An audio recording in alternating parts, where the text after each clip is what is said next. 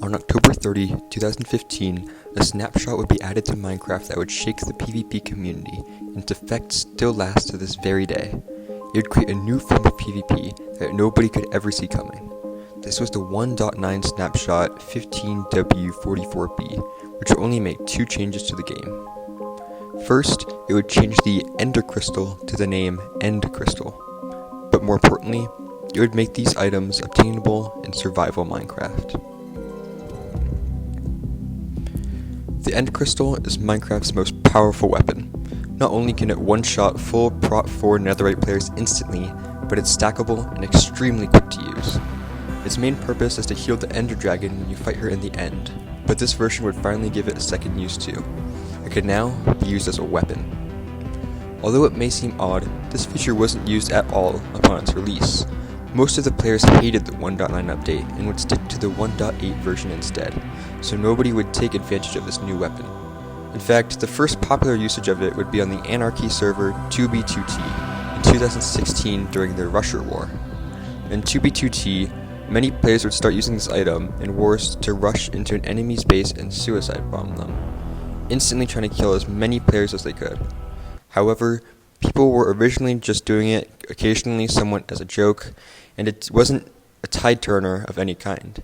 However, a team run by Tim McNukepants would utilize this tactic far more than ever seen before during the Russia War, using it to its full potential and easily wiping out his enemies.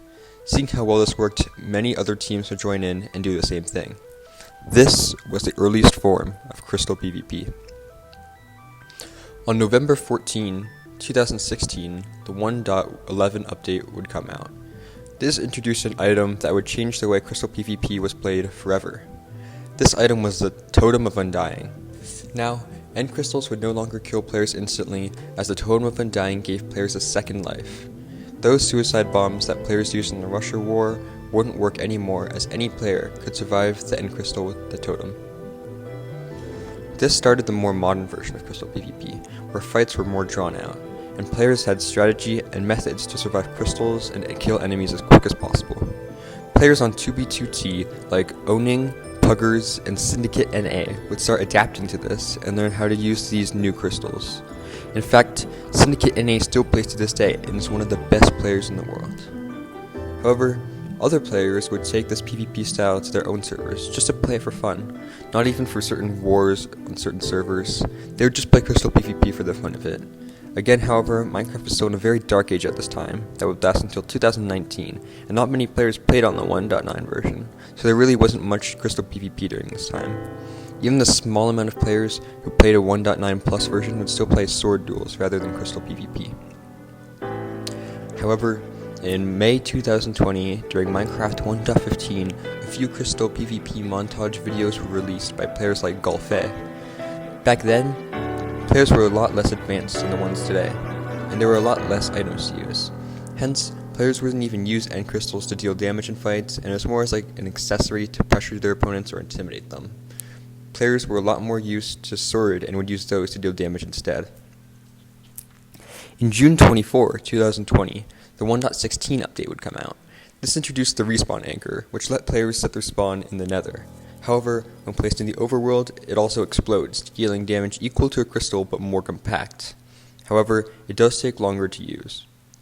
Rasplin was one of the first players to take advantage of this mechanic in PvP and create the Rainbow Anchor, and the earliest tutorial for it in November 21, 2020. This would really influence the Crystal community, as now players were using it too, and it got to the point where you simply couldn't play without them. Rasplin would go on to release more tutorials, and considering that the Crystal community was small back then, he was the only player teaching others the techniques, and it helped out a ton. After Lifesteal Season 2 kicked off, a player by the name of clownpierces would grow in fame, and would also be known for his Crystal PvP, which also helped introduce it to the world. He was said to have learned from Rasplin's tutorial. The biggest outnumbered fight would happen around that time too, clownpierces' 2v35 Crystal PvP fight. On top of this, numerous servers that allowed players to train Crystal PvP were popping up, and even survival servers that required it to survive, like Vanilla Plus and the Donut SMP, would be created mid-2020. At the beginning of 2022, an official tier list by Enrico would be made, for players to be ranked on their skill and to test out how good themselves and others were. The ranking system went from low tier 5 to high tier 1, high tier 1 being the best. In June 2022, Marlow would release a more advanced tutorial than Rasplin's, which is extremely similar to the Crystal PvP played today, where she would introduce pearl flashing, new ideas on which potions to use and strategies during holes and surface fights. She would become the first high tier 1 in October 29, 2022, and would continue to release mods and more advanced modern tutorials and techniques to help players.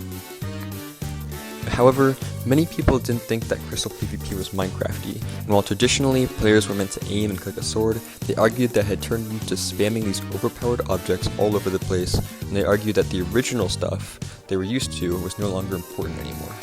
Due to this, Mojang would spend all of the 1.19 update trying to help fix the community. 1.19.3 would allow shields, an item that's easy to access early in the game, to fully block all damage that came from crystals. This heavily annoyed the Crystal players. It didn't fully remove Crystal PvP, as players would find many ways around this, such as disabling the shield with an axe, placing anchors behind the player so that the shield did protect it, and Marlow would even update a whole tutorial on how to counter them.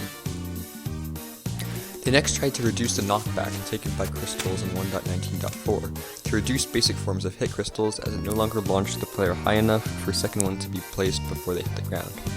This would actually make them more powerful, however, backfiring terribly.